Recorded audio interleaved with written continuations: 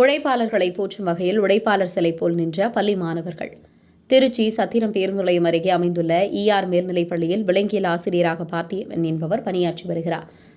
இன்று number 1 tollgate அருகே ஆசிரியர் பார்த்திபனின் இல்லத்தின் மாடியில் ஆசிரியர் பார்த்திபன் அவர்களும் படிக்கக்கூடிய மாணவர்கள் அவரது உதவியுடன் உழைப்பாளர் தினமான இன்று உழைப்பை போற்றும் வகையில் அவர்களின் உழைப்பை கௌரவப்படுத்தும் வகையில் உழைப்பாளர் சிலை போல் மாணவர்கள் நின்றனர்.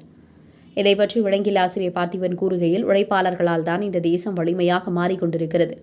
ஒவ்வொரு சிலைக்கும் ஒவ்வொரு சிறப்பு இருக்கும். ஆனால் உழைக்காமல் வாழும் தலைமுறையாக இந்த தலைமுறை மாறி வருகிறது.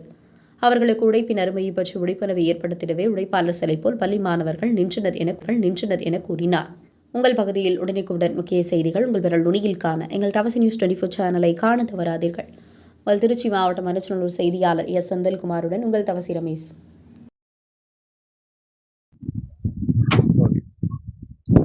வணக்கம். நான் ஐயாஸ்குள்ள விலங்கியல் ஆசிரியராக இருக்கிறேன். நாங்கள் பாலக்குடி ஒரு புதிய முயற்சிக்காக நாளைக்கு மே 1 உழைப்பாளர்கள் தினம். கடின உழைப்பிற்கு ஈடு இல்லை, எதுவுமே இல்லை அப்படின்னு நல்லா தெரியும். ஹார்ட் ஒர்க்குக்கு சப்ஸ்டியூட்டே கிடையாது. அதனால் உழைக்கக்கூடிய வர்க்கங்கள் இருப்பதனால தான் நம்ம இன்னைக்கு சந்தோஷமாக இருக்கிறோம். இந்த காலத்தில் பார்த்தீங்கன்னா பாறைகளை உடைச்சாங்க, மலையை மடுவாக்கினாங்க, வயலை இழுத்து போட்டாங்க, மரத்தை வெட்டினாங்க. அவங்க பார்த்தீங்கன்னாக்கா அன்னைக்கு இருந்த நாடோடிகளாக வாழ்ந்துட்டு இருந்தாங்க.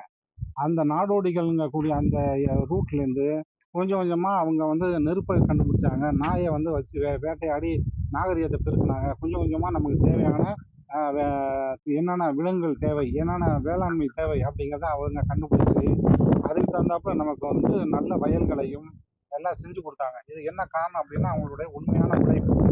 நம்மளுடைய பெருந்தலைவர் காமராஜர் தெரியும்.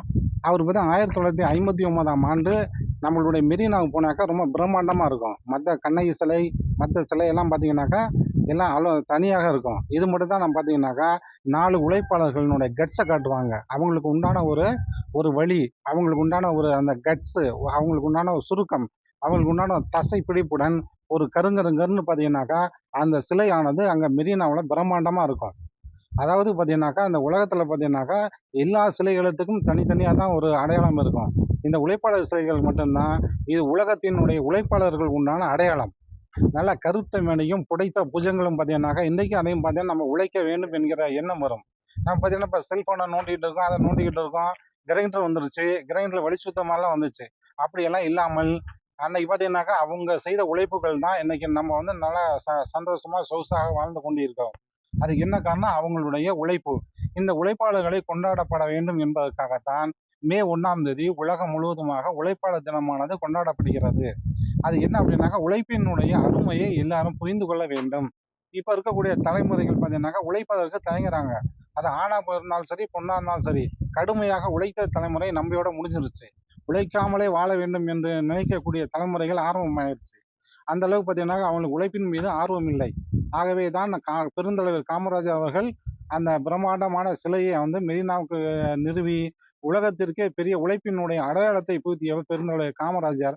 ஆகவே நாம் உழைத்து முன்னேறுவோம், உழைத்து இந்த உலகத்தை வல்லரசு நாடாக மாற்றுவோம் என்று கூறிக்கொண்டு எனக்கு வாய்ப்பளித்த இந்த எனது நண்பர்கள், இந்த மாணவர்கள், ஸ்கூல் பள்ளி மாணவர்கள் இவர்கள்லாம் இதுக்கு ஒத்துழைத்து கொடுத்தாங்க. இவங்களுடைய புது முயற்சிக்கு பத்திரிகை நண்பர்களை ஒத்துழைப்பு கொடுத்ததுக்கு மனமார நன்றியை தெரிவித்துக் கொள்கிறேன். நன்றி, வணக்கம்.